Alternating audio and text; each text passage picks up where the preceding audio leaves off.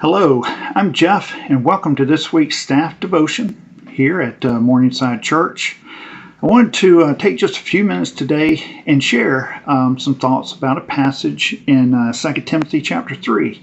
I'm going to read the first 5 verses, and again, this is the Apostle Paul writing to Timothy, giving him some instructions around his Christian walk, and along the lines as well with his ministry where he was. And so here again, looking at 2 Timothy 3 verses 1 through 5, it says, But know this, hard times will come in the last days, for people will be lovers of self, lovers of money, boastful, proud, demeaning, disobedient to parents, ungrateful, unholy, unloving, irreconcilable, slanderers, without self-control, brutal, without love for what is good, traitors, reckless, conceited, lovers of pleasure rather than lovers of God. And then verse 5 says, holding to the form of godliness, but denying its power.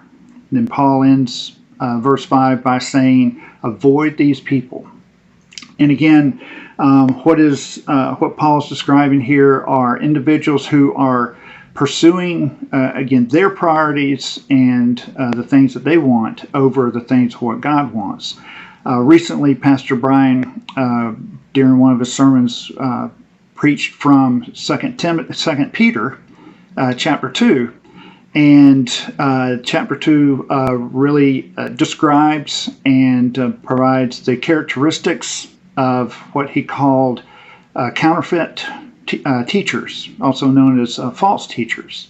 And again, what we see in 2 Peter chapter 2 and also what we see here in 2 Timothy chapter 3 are some similar characteristics and traits of false teachers. And again, what they are doing, what Paul describes in verse 5 is that they are holding to a form of godliness but denying its power. So again, they may look godly, they may look holy, they may make sense when the things that they say, but again, there is no power in it because it is of themselves and not from God. Something though I do want us to consider when we look at verse 5, how we may fall into that situation at times as well.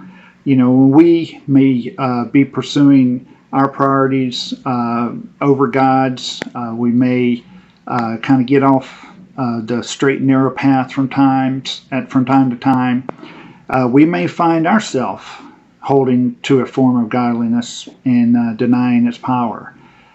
Even if we are doing good things, working in the church, activities, or around your neighborhood, they all may be considered good things, but if they are not of God, they are not based on God's calling for your life and the things that He wants you to do, then really they are under your ability and your power and not God's. And so I think we all need to pause from time to time and just make sure that we are doing God's work and not necessarily just our work, because again, our work will not have the power that God's work has, so that we are not guilty of holding, as Paul says in verse 5 again, holding to a form of godliness but denying its power, that we need and leverage the power of God and not our own power.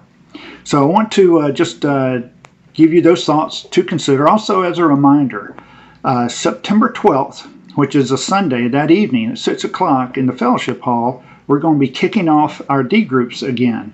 D groups is short for discipleship groups. And so I would encourage you to come and find out more about that. The evening of the 12th, we'll be going over what D groups are, and we'll be available to answer your questions. And so again, would encourage you to attend that night and find out more about D groups and get involved in that way. So thank you.